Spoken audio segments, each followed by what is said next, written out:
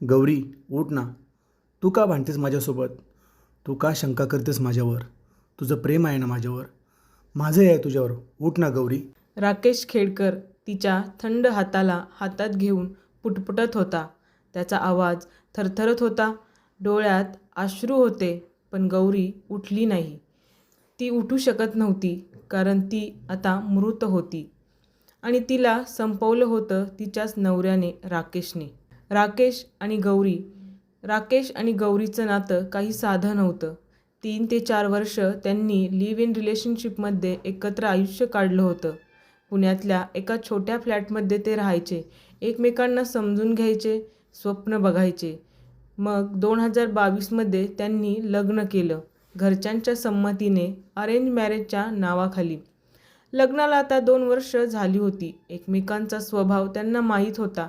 तरीही कुठेतरी त्यांच्यात दरी वाढत गेली. किरकोळ भांडणं, शंका, तक्रारी या सगळ्याने त्यांचं नातं गुदमरत गेलं. आणि शेवटी एका रात्री राकेशने गौरीला संपवलं. असं काय घडलं की हे प्रेमाचं नातं रक्ताने माखलं? चला ही कहाणी जाणून घेऊया. क्राईम गावात आपल्या सर्वांचं स्वागत आहे. पाहूया या गावात आज कुठल्या घटनेबद्दल चर्चा होणार आहे. पण क्राईम गावामध्ये सांगण्यात येणाऱ्या घटना नेहमी सत्य असतात, त्यामुळे सबस्क्राईब करायला विसरू नका. फेब्रुवारी 2025 बेंगळूरच्या दक्षिणेकडील डोडक्कमन्नहल्ली गावात राकेश आणि गौरी आपलं सामान घेऊन एका अपार्टमेंटच्या पहिल्या मजल्यावर पोहोचले. राकेश 35 वर्षांचा, हिताची सिस्टम या कंपनीत सिनियर प्रोजेक्ट मॅनेजर होता. गौरी 32 वर्षांची, एकेकाळी पत्रकार होण्याचं स्वप्न बघणारी आणि पुण्यात नोकरी करणारी मुलगी. पुण्यात त्यांचं आयुष्य ठीक होतं, पण राकेशला बंगळुरूत चांगली संधी मिळाली आणि त्याने ती स्वीकारली. गौरीनेही त्याच्यासोबत येण्यासाठी पुण्यातली नोकरी सोडली. आणि गौरी राकेशला म्हणाली, राकेश, हे शहर मला परकं वाटतंय. गौरीने सामान ठेवताना म्हटलं. तिच्या चेहऱ्यावर अस्वस्थता होती. राकेश म्हणाला, गौरी, थोडा वेळ दे. इथं आपलं आयुष्य सेट होईपर्यंत तुलाही नोकरी मिळेल. राकेशने तिला धीर दिला, पण त्याच्या मनातही कुठेतरी शंका होती. पहिले काही दिवस ठीक गेले. राकेश वर्क फ्रॉम होम करत होता, तर गौरी नोकरीच्या शोधात होती. तिने अनेक कंपन्यांना बायोडेटा पाठवले, पण काहीच प्रतिसाद आला नाही. पुण्यात तिची छोटीशी नोकरी होती, पण आता ती बेरोजगार होती. हळूहळू तिच्या मनात असंतोष वाढू लागला. राकेश, मी पुण्यात परत जाऊ इच्छिते. इथे मला काहीच जमत नाही, ती एकदा रात्री म्हणाली. राकेश म्हणाला, हे बघ गौरी, आता परत जाणं शक्य नाही. आपण इथेच नवीन सुरुवात केली. राकेशने तिला खूप समजावलं, पण गौरी ऐकण्याच्या मूडमध्ये नव्हती. मार्च 2025मध्ये घरात शांतता नव्हती. गौरीला नोकरी मिळत नव्हती आणि तिचा संयम सुटत चालला होता. राकेश दिवसभर कामात व्यस्त असायचा, पण गौरीला एकटेपणा जाणवायचा. तुझं सगळं ठीक आहे राकेश, पण मी इथे काय करते? ती एकदा संध्याकाळी ओरडली. राकेश म्हणाला, गौरी, हे बघ, थोडी शांतता ठेव, थोडं सब्र ठेव. तुलाही नोकरी मिळेलच की. राकेशने तिला शांत करायचा खूप प्रयत्न केला, पण गौरीचा राग वाढतच गेला. तिला वाटायचं की राकेश तिच्या करिअरची काळजी घेत नाही. तू फक्त तुझं पाहिलंस, माझं काय? ती पुन्हा पुन्हा म्हणायची. 26 मार्च 2025 बुधवारची रात्र. गौरीने स्वयंपाकघरात भात आणि भाजी बनवली. दोघेही डायनिंग टेबलवर बसले, पण जेवण सुरू होण्याआधीच गौरी पुन्हा बोलू लागली. तुझं सगळं ठीक आहे राकेश, पण मी इथे एकटी पडलीये.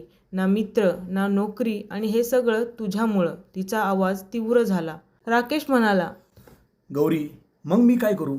मी तुला रोज सांगतो, थोडा वेळ दे, थोडा वेळ दे, मिळेल नोकरी तुला. राकेशने तिला खूप समजावलं, पण गौरी ऐकण्याच्या मूडमध्ये नव्हती. ती संतापली आणि तिने राकेशच्या गालावर जोरदार थप्पड मारली. राकेश स्तब्ध झाला. गौरी उठली, स्वयंपाकघरात गेली आणि चाकू घेऊन परत आली. तिने तो चाकू राकेशच्या दिशेने फेकला. तो त्याच्या बाजूने गेला आणि भिंतीला लागला. राकेशचा संयम सुटला. त्याने तोच चाकू उचलला आणि गौरीवर हल्ला केला. त्याने तिच्या गळ्यावर आणि पोटावर 3 वार केले. गौरी खाली कोसळली. तिच्या डोळ्यात भीती आणि वेदना होत्या. काही क्षणातच तिचा श्वास थांबला. राकेश थरथरत होता.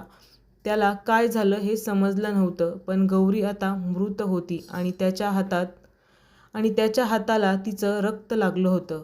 काही वेळ तो तसाच उभा राहिला. मग त्याने गौरीचा मृतदेह पाहिला आणि त्याच्या डोळ्यात अश्रू आले. गौरी, तू माझ्याशी का भांडलीस? तो स्वतःशीच पुटपुटला. त्याने रक्ताचे डाग साफ केले, पण त्याच्या मनात विचारांचं वादळ सुरू होतं. मी हे काय केलं? तो स्वतःला विचारत होता. रात्रभर तो गौरीच्या मृतदेहाजवळ बसला. तो तिच्याशी बोलत राहिला. तुला का वाटायचं की मी तुझ्या नोकरीच्या आड येतोय?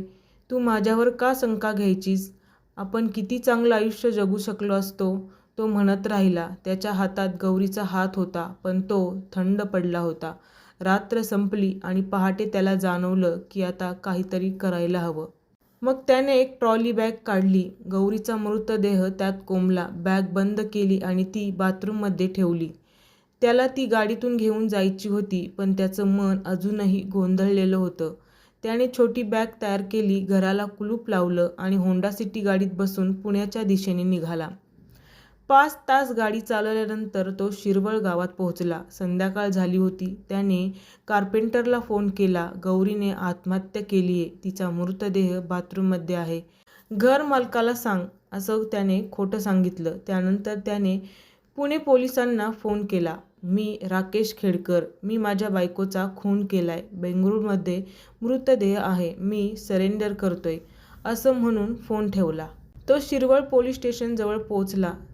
तिथे त्याने फिनाईल पेलं आणि गाडीतून उतरला. तो लडखडत पोलीस स्टेशनमध्ये गेला. मी राकेश खेडकर. मी खून केलाय.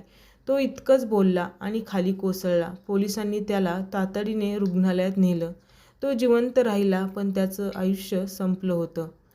दुसऱ्या दिवशी बेंगळुरू पोलिसांनी घर उघडलं. बाथरूममध्ये सुटकेस सापडली आणि त्यात गौरीचा मृतदेह होता. राकेशला 31 मार्चला अटक झाली आणि त्याला 14 दिवसांची न्यायालयीन कोठडी सुनावली गेली. राकेश आणि गौरीचं नातं प्रेमाने सुरू झालं होतं. लिव्ह इन रिलेशनशिप, लग्न आणि मग तणाव या सगळ्याने त्यांचं आयुष्य गुदमरलं. एक किरकोळ भांडण, एक क्षणाचा राग आणि सगळं संपलं.